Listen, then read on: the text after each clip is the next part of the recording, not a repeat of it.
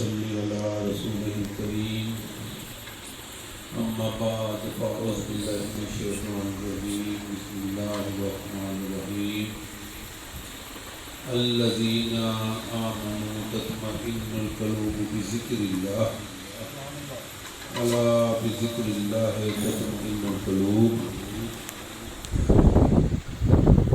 اللہ تعالیٰ کی ذات نے فرمایا بے شک جو ایمان والے ہیں کے دل میں کفار، مشرکین، منافقین، کاذبین جو ایمان سے خالی ہیں وہ اطمینان سے بھی خالی ہیں۔ اگر اطمینان میں کوئی جاتا ہے اللہ کی یاد سے وہ صرف اور صرف ایمان والا ہے۔ یہ ہماری خوش نصیبی ہے کہ ہمارے دل اللہ کی یاد سے مطمئن ہوتے ہیں۔ سبحان اللہ۔ الا بذکر اللہ تطمئن القلوب، بے شک اللہ کے ذکر ہی سے دلوں کو تسکین حاصل ہوتی ہے، دل مطمئن ہوتے ہیں، دل سکون حاصل کرتے ہیں، دل سیر ہوتے ہیں۔ تو اللہ کے ذکر سے ہی دلوں کو طاقت اور انرجی اللہ کے ذکر کے سے ہی حاصل ہوتی ہے۔ بے شک۔ اب دنیا میں دیکھتے ہیں جو انسان کی زندگی ہے ایک لذت کے پیچھے لگا ہوا ہے، کہیں وہ کھانے کی لذت کے پیچھے لگا ہوا ہے، کہیں وہ حرص کی لذت کے پیچھے لگا ہوا ہے، کہیں وہ ہوس کی لذت کے پیچھے لگا ہوا ہے، اور تمام لذتوں کی تکمیل کے لیے کوشاں رہتا ہے۔ ہر طرح کی لذت کی تکمیل کے لیے یہ کوشاں رہتا ہے، اس کی کوشش رہتی ہے اس لذت کو بھی تکمیل ہو جائے، اس لذت کی بھی تکمیل ہو جائے، اس کی بھی ہو جائے، اس کی بھی ہو جائے۔ تمام لذتوں سے جو تکمیل حاصل کرتا ہے وہ یہ سمجھتا ہے شاید اس سے میں مطمئن ہو رہا ہوں۔ حقیقت یہ ہے وہ لذتوں کی جو تکمیل ہے وہ اس کے دل کی تسکین کا سبب نہیں ہے بلکہ نفس کی تسکین کا سبب ہے۔ اللہ۔ اور نفس جب تسکین حاصل کرے گا فوری انسان کو بے چین کر دے گا۔ یعنی کہ نفس جب بھی سکون حاصل کرتا ہے انسان بے چین ہو جاتا ہے، اور دل جب سکون حاصل کرتا ہے تو انسان کو ایسا سکون حاصل ہوتا ہے کہ اس کو دیکھنے والے کو بھی سکون حاصل ہو جاتا ہے۔ بے شک۔ کیا اللہ تعالیٰ کے ذات نے فرمایا انا جلیس من ذکرنی، میں اس کے ساتھ ہوں جو میرے ذکر میں رہتے ہیں۔ سبحان اللہ۔ یعنی کہ اس لیول پہ جا کے انسان کا دل مطمئن ہوتا ہے۔ پہلے انسان حق پسند ہوتا ہے، پھر حق طلب ہوتا ہے، پھر حق گو ہوتا ہے، پھر حق نما بن جاتا ہے۔ جس طرح اولیاء کرام حق نما ہوتے ہیں، ان سے حق نمایاں ہوتا ہے، وہ حق کے پروگرام کو لے کے چلتے ہیں اور حق کی ہی ترجمانی کرتے ہیں۔ کیوں کہ شروع میں انسان یعنی کہ ذکر الہی سے اپنے حجابات کو کرتا ہے۔ ذکر الہی تیر بھی ہے اور ذکر الہی ڈھال بھی ہے۔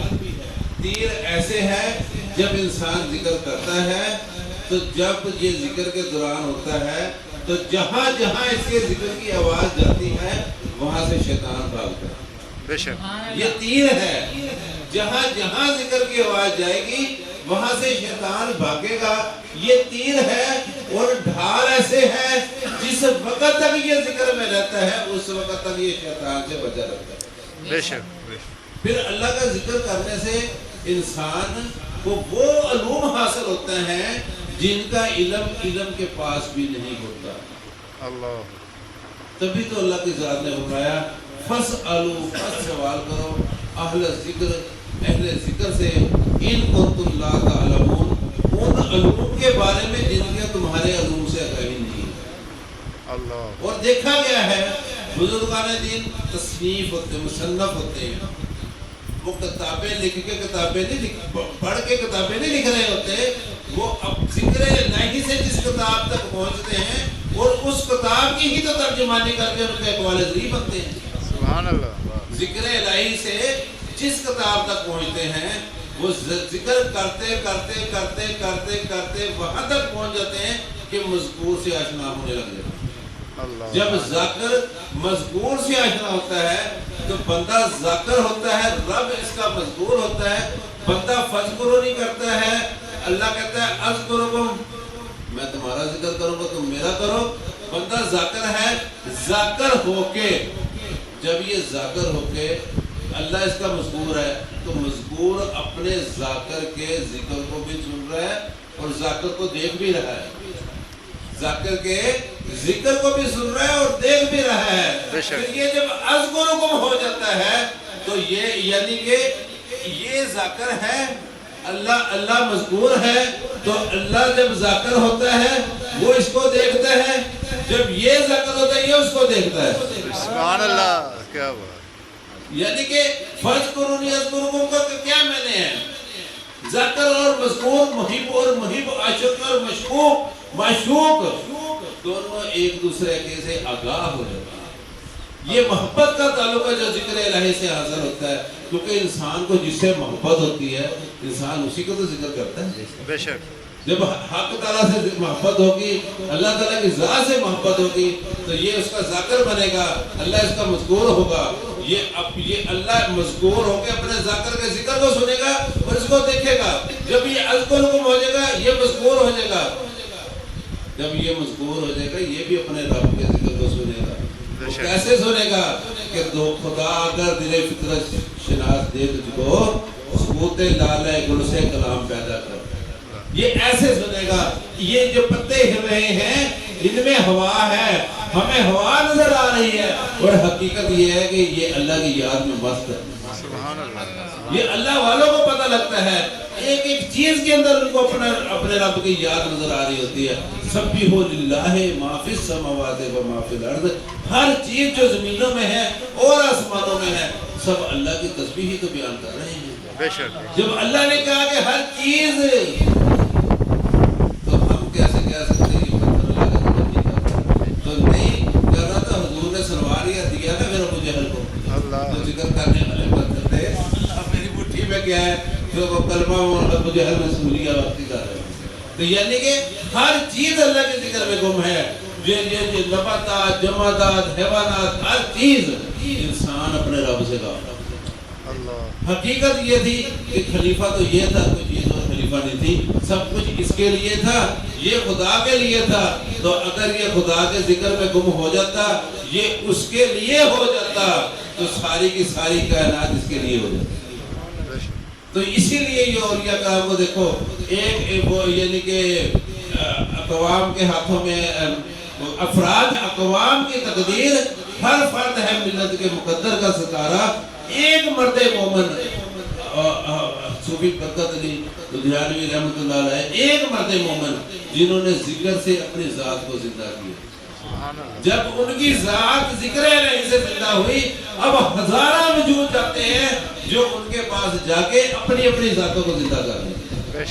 تو یہ ایک ذکر سے انسان جب اس مقام تک پہنچتا ہے کہ حق خود آگاہی حاصل ہونے لگ جاتی ہے کہ کھلتے نہیں اس سینہ خاموش کے اسرار، جب تک تو اسے ضرب کلیمی سے نہ جینے، جب تک تو اللہ کی یاد اس لیول پہ نہ جائے تو یقین کے ساتھ نہ کرنا شروع کر دے، اس وقت تیرے پر تیرے راز منکشف نہیں ہوں گے. حالانکہ تو رب کا رازدان ہے، تو رب کا رازدان ہے، رب تیرا رازدان ہے. اور انسان سری و انا سرہ، انسان میرا راز ہے، میں اس کا راز ہوں. انسان میرا محرم ہے، میں اس کا محرم ہوں. انسان مجھے جانتا ہے، میں اسے جانتا ہوں. پر اس وقت انسان جانے گا نا جب وہ ماسوا اس کے ہر چیز کو چھوڑ دے گا. وَذْكُرْ اسْمَ رَبَّكَ وَتَبَتَّلْ إِلَيْهِ تَبْتِيلًا، اپنے رب کے نام کا ذکر کر، یہاں تک ذکر کر کہ تو خالق سے جدا ہو جائے. اللہ اللہ ایسے کہو، اللہ رہے تو نہ رو.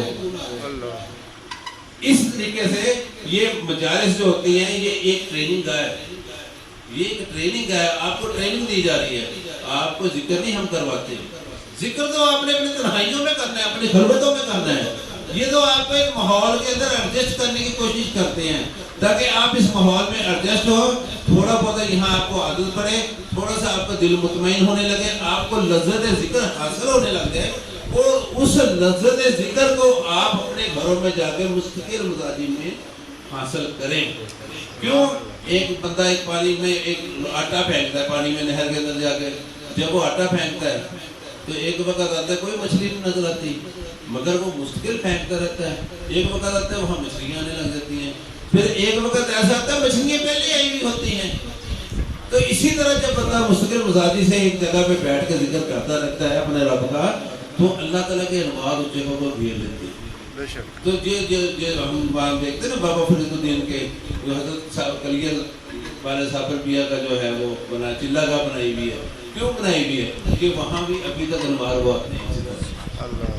داتا صاحب بنی ہوئی تھی حضرت معین الدین چشتی اجمیری کی چلا کا، اسی لیے کہ وہ روزانہ وہاں پہ بیٹھ کے ذکر کرتے تھے، وہ روزانہ وہاں پہ بیٹھ کے اپنے رب کو یاد کرتے تھے. تو وہاں فرشتوں کا نزول ہونے لگ جاتا ہے. جس وقت آپ اپنے گھروں میں بیٹھ کے اللہ اللہ کریں گے، روزانہ کریں گے، ایک تو آپ کے اندر سے مردہ دل زندہ ہونے لگ جائے گا، اور دوسرے نمبر پہ آپ کو پر آپ کی حقیقت کھلنے لگ جائے گی. اللہ. اور جو ہی حقیقت کھلے گی فوری اللہ تعالیٰ آپ کو اپنے دوستوں میں شامل کرنے لگے. اللہ پاک ہمیں کثرت ذکر کرنے کی توفیق عطا فرمائے. انسان کے پاس دنیا میں ہر چیز ہے، کائنات میں ہر چیز ہے، نوکر چاکر ہر چیز انسان کے پاس ہے، عیش و عشرت ہر چیز ہے، مگر اطمینان نہیں ہے.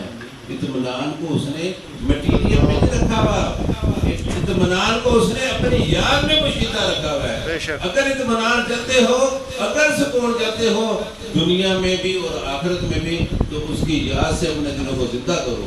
اور جو دل اللہ کی یاد سے زندہ ہو جاتا ہے وہ مرنے کے بعد بھی نہیں مرتا، اور جو دل نہیں زندہ ہوتا وہ زندہ بھی مردہ رہتا ہے. تو ایک جاگنا جانا، ایک جاگنے سکتے ہو. وما علینا الا البلاغ المبین.